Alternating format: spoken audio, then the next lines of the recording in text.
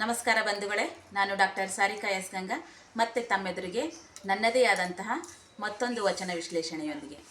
ತಾಳ್ಮೆಯನ್ನು ಕಳೆದುಕೊಳ್ಳಬೇಡ, ತನ್ನಯ ಸಿಟ್ಟಿಗೆ ತಾಗುರಿಯಾಗಬೇಡ. ತಾಳ್ಮೆಯನ್ನು ಕಳೆದುಕೊಳ್ಳಬೇಡ, ತನ್ನಯ ಸಿಟ್ಟಿಗೆ ತಾಗುರಿಯಾಗಬೇಡ. ಕೋಪವೇ ಕೂಪಕ್ಕೆ ತಳ್ಳುವುದೆಂದ ನಮ್ಮ ಕಲಾ ಸಂಗಮನಾಥ. ಕೋಪವೇ ಕೂಪಕ್ಕೆ ತಳ್ಳುವುದೆಂದ ನಮ್ಮ ಕಲಾ ಸಂಗಮನಾಥ.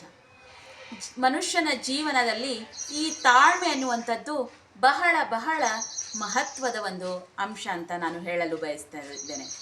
ಯಾಕಂತಂದರೆ ಯಾರಲ್ಲಿ ತಾಳ್ಮೆ ಇದೆಯೋ, ಸಹನೆ ಶಕ್ತಿ ಇದೆಯೋ, ಅವರು ತುಂಬ ಎತ್ತರಕ್ಕೆ ಏರಲಿಕ್ಕೆ ಸಾಧ್ಯ ಆಗುತ್ತೆ, ಎಲ್ಲರೊಂದಿಗೆ ಹೊಂದ್ಕೊಂಡು ಹೋಗಲಿಕ್ಕೆ ಸಾಧ್ಯ ಆಗುತ್ತೆ. ಜೀವನದಲ್ಲಿ ಏನೇ ಕಷ್ಟ ಬಂದ್ರೂ ಎದುರಿಸಲಿಕ್ಕೆ ಅವರಲ್ಲಿ ಸಾಮರ್ಥ್ಯ ಬರುತ್ತೆ. ಯಾರು ತಾಳ್ಮೆಯನ್ನು ಕಳೆದುಕೊಂಡು ಕೋಪಿಸ್ಕೊಳ್ತಾರೋ, ಸಿಟ್ಟಾಗ್ತಾರೋ, ತಾಪವನ್ನು ಹೆಚ್ಚು ಮಾಡ್ಕೊಳ್ತಾರೋ ಅದರಿಂದ ಅವರಿಗೇ ಮಾರಕ್ಕಾಗುತ್ತೆ. ಅದು ಅವರ ಒಂದು ಕೋಪ ಅವರಿಗೆ ಕೂಪಕ್ಕೆ ತಳ್ಳುತ್ತೆ. ಅದು ಹೇಗೆ ಅಂತೀರಾ? ಹೇಗೆ ಅಂತಂದರೆ, ಈ ಕೋಪವನ್ನು ಹೆಚ್ಚು ಮಾಡ್ಕೊಳ್ಳೋದ್ರಿಂದ BP ಶುಗರ್ ಎಲ್ಲ ಬರುತ್ತೆ. ಟೆನ್ಷನ್ ಹೆಚ್ಚು ಮಾಡ್ಕೊಳ್ಳೋದ್ರಿಂದ ನಾನಾ ರೋಗಗಳಿಗೆ ನಾವು ಆಹ್ವಾನ ಕೊಟ್ಟಾಗುತ್ತೆ. ಮನಃಶಾಂತಿ ಕದಡುತ್ತೆ, ಮನಸ್ಥಿತಿ ಕೆಟ್ಟು ಹೋಗುತ್ತೆ, ಮನೆಯಲ್ಲಿ ನೆಮ್ಮದಿ ಶಾಂತಿ ಹಾಳಾಗುತ್ತೆ. ಇದರಿಂದ ಯಾರಿಗೂ ಕೂಡ ಸುಖ ಸಂತೋಷ ದೊರೆಯುವುದಿಲ್ಲ.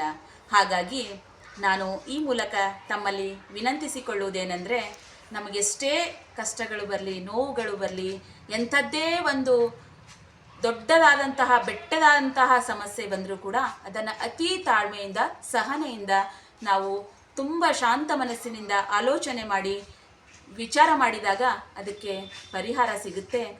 ಆವಾಗ ನಾವು ಅದನ್ನು ಎದುರಿಸಿ ನಿಲ್ಲಲಿಕ್ಕೆ ಸಾಧ್ಯ ಆಗುತ್ತೆ. ಸುಮ್ಮನೆ ವೃಥಾ ಆ ಸಮಸ್ಯೆಗೆ ಪರಿಹಾರ ಕಂಡುಕೊಳ್ಳೋದು ಬಿಟ್ಟು ನಾವು ತಾಳ್ಮೆಯನ್ನು ಕಳೆದುಕೊಂಡು ಕೋಪಿಸ್ಕೊಂಡ್ರೆ ಅದರಿಂದ ಏನೂ ಸಿಗಲ್ಲ. ಅದರಿಂದ ನಮ್ಮ ಬದುಕಿಗೆ ದೊಡ್ಡ ನಷ್ಟ ಅಂತ ಹೇಳ್ತಾ ಧನ್ಯವಾದ.